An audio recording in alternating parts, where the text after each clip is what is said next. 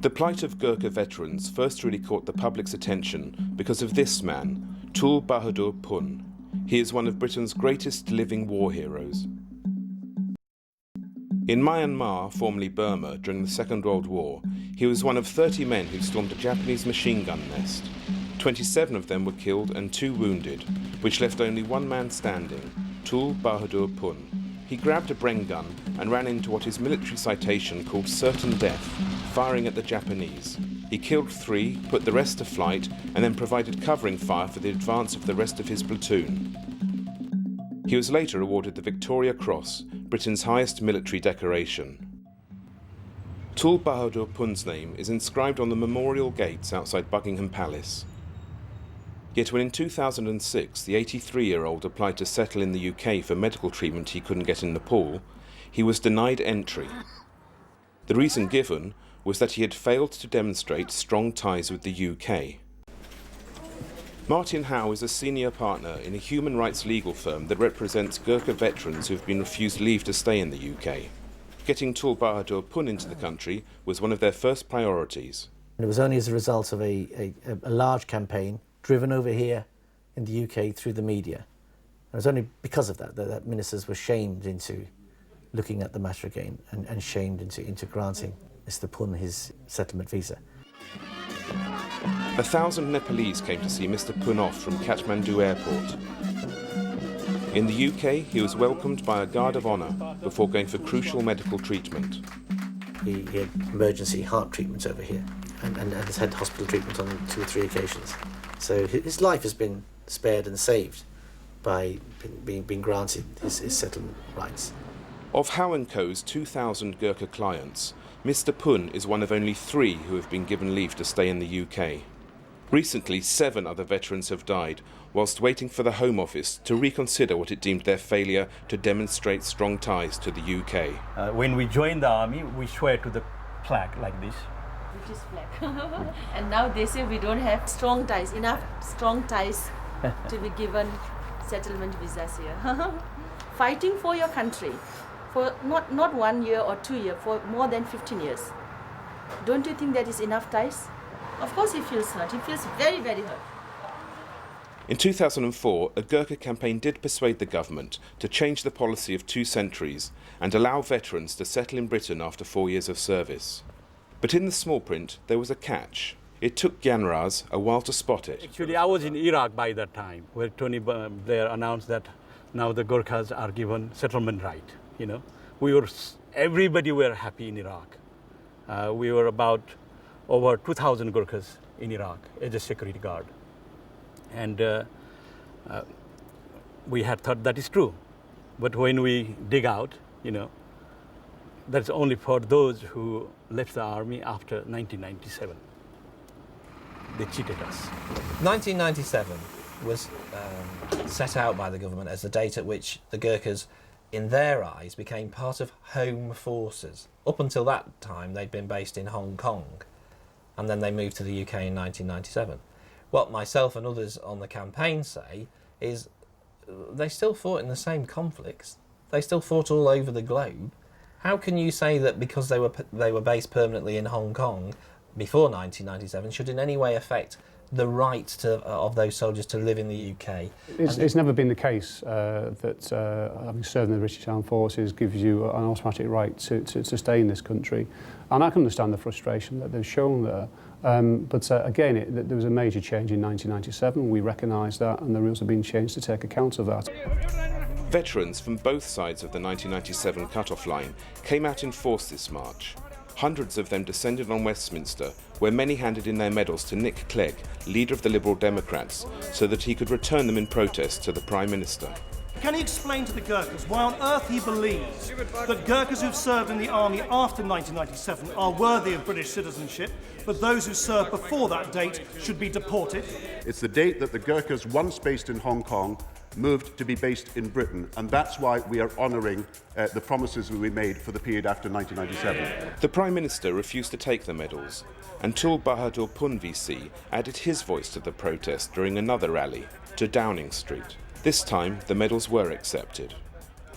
We should remember that since 2004, 1 million or so people from the accession states in the EU have been allowed to come to UK. And then you've got 5,000 to 7,000 Gurkhas who have fought for Britain, who have taken the risk of losing their lives for Britain, who have stood up for us when we needed help. That small number compared to the million over here.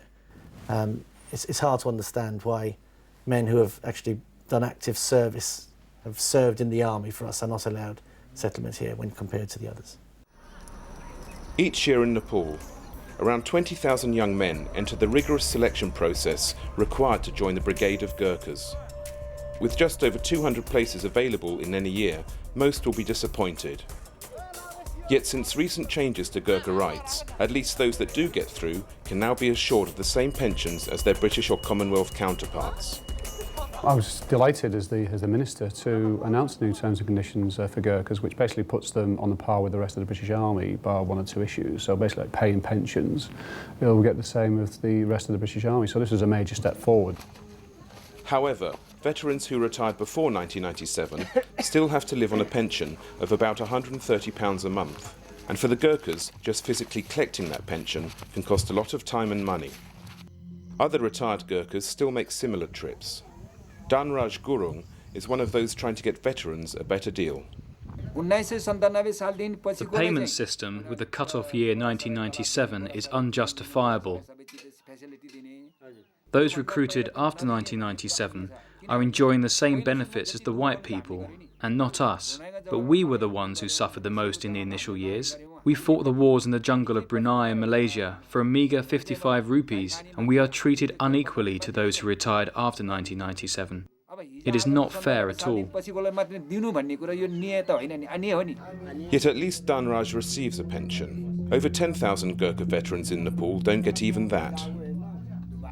Like Tul Bahadur Gurung, who fought in Borneo, they were discharged early from the army once they'd helped win the wars they'd been fighting. Tul Bahadur still has his certificate of service. After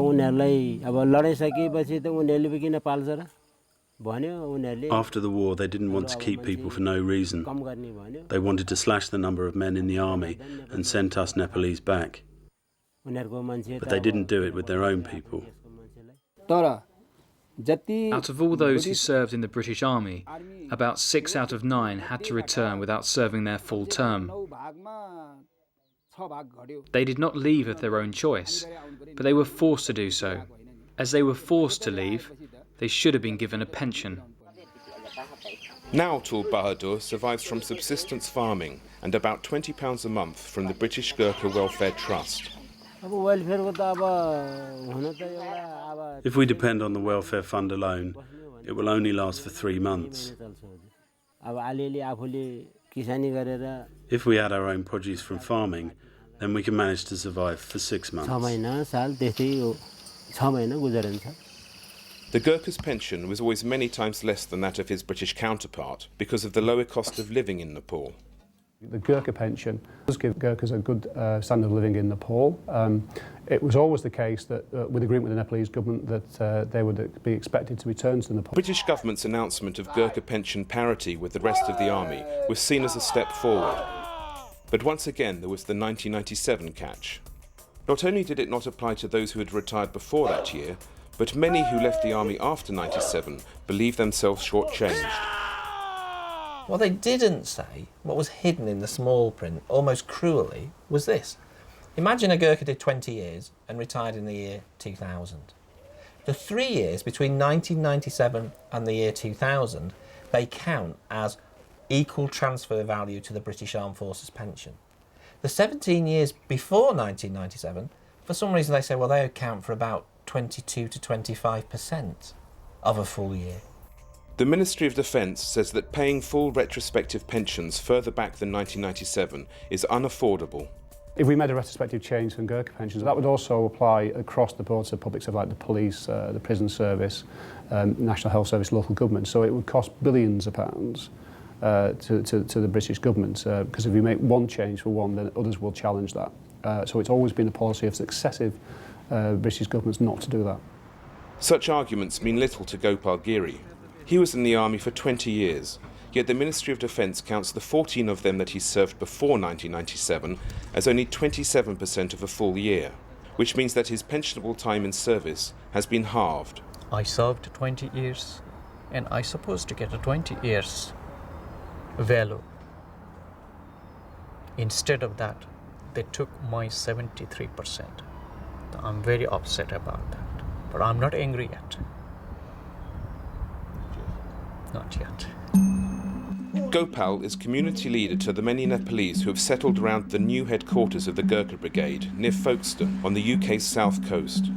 It's a place where Gurkhas and their families are becoming an integral part of the community.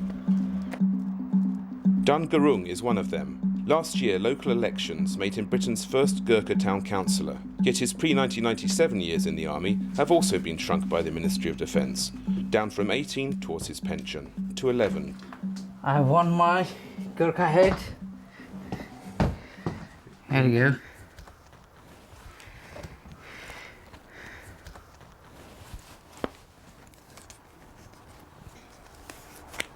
How did you feel when you first put that hat on?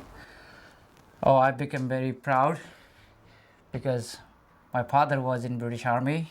My grandfather was British Army. When I became British Army, when I got this head, I was really happy.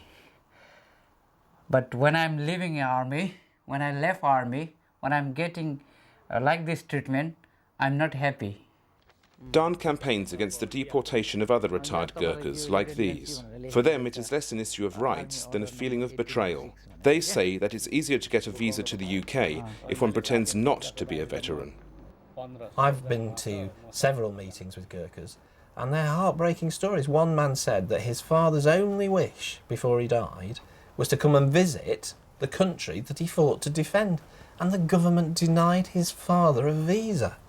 So there's a man who served, I think in his case, 20 years in the army, not even allowed to step foot on the country that he fought for. How outrageous is that? I mean, we also love Britain as much as we love our country. When we see sports in the TV, we always side with Britain. I don't know why. Even when we were in Nepal, because our husbands have been, my father, like my grandfathers also have been with the British for so long. So automatically our mind goes to side with them. But the government is treating like this. Recently, the lawyers representing the Gurkhas have pushed their campaign a step further. They are now taking the government to the High Court. There is a very major legal action on the 16th of September this year.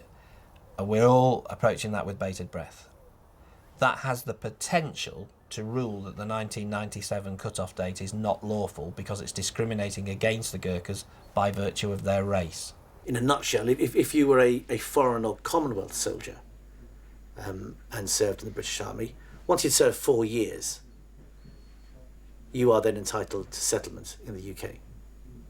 There is no 1997 cut-off date. If you're a Gurkha and you've served 15 years, but you haven't retired after 1997, there is no right to settlement. We've made a number of changes over the years to improve the support, pay and pensions of Gurkhas. This is the first time any government has done this. So actually I think this government's got a lot to be proud of. We've got nothing to be ashamed of. Yet if the bravest of the brave, as the Gurkhas have been called, don't win their case, they're not about to give up. I've got Gurkhas telling me they want to go on hunger strike. And I mean hunger strike to the death. And I'm urging them not to do that yet. But I fear that we will see these very honourable, decent people pushed to the absolute limit. Never had country more faithful friends than you, states this Gurkha memorial in London. Yet many Gurkhas feel that such friendship has proved to be a one-way street. Ironically for them, the memorial stands right outside the Ministry of Defence and was unveiled in 1997, the very year that would create such grievances between Gurkha veterans and the government of the country they fought for. We are a morally bankrupt country if we are prepared to ask men to go out and lay their lives down in defence of the country, but then having to say that you're good enough to die for us, but you're not good enough to come and live amongst us.